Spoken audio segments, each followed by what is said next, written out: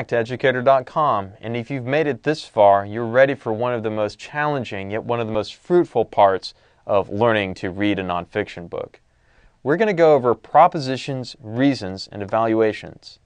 And here is where you're going to be using critical thinking skills, not just as in exercises to get a grade, but in real life. Something that actually, well, is outside of school and something that will help you in all of your life, not just from, high school through college. So, the overview is going to go like this. We got to know what a proposition is, and we have to learn how to find a proposition. And then we're going to figure out what the reasons and the arguments are. Then finally, I'm going to give you a little bit of hints on how to consider and how to criticize a book. Now, what is a proposition? A proposition is kind of a binary statement. Now, what do I mean by a binary statement? I mean a statement that can be true or it can be false. Maybe it could be sort of true and kind of false, but normally it's just right or wrong. And these propositions are claims and judgments from the author. Now, it doesn't even have to be something that the author's trying to persuade you. It might not be a persuasive book, it might not be a practical book, but it's just something that the author thinks is true. Maybe they're just describing which mountain is the highest in the world. And it might not necessarily be Everest, depending on how you think about it. And these propositions must be supported by reasons, they must be supported by arguments, and they must be supported by evidence. And a book will contain an overarching thesis, and usually an overarching argument and reasons, but they will contain many, many, many propositions, like more than you could probably count.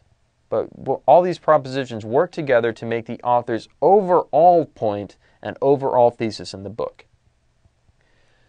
A proposition will not always be stated in a full sentence, but it is seldom longer than a single sentence.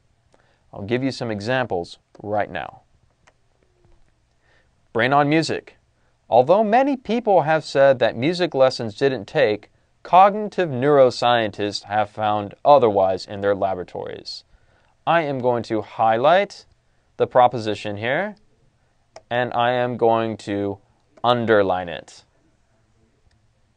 Now notice he is kind of phrasing this in a negation, so maybe that might not be the best place, but we could also say our evidence here is this right here, and I'll just kind of try 1 point for the evidence. Even just a small amount of exposure creates, etc., etc. And then music lessons teach us to listen better, etc., etc. So in this case, I have one proposition here that's underlined. Notice it's not a full sentence, it's just part of a sentence. And I even found a couple reasons. Reason number 1 and reason number 2. You can go ahead and pause this and read this whole thing if you like. Here's another proposition that is stated in a clear sentence. This is from a book called What Would Google Do? Before getting into Google's laws, allow me to start with my own first law, one learned on the internet. Give people control and we will use it. Do not and you will lose us. Here is the proposition. He states the proposition in a positive way, and then he states it in a negative way. He kind of states the opposite just for emphasis. Most of the proposition is right here, and I think that if I had to get it to one sentence, that's the one I would choose. But because he's using a rhetorical technique of stating the opposite right after, the affirmation, I'll go ahead and count the whole thing.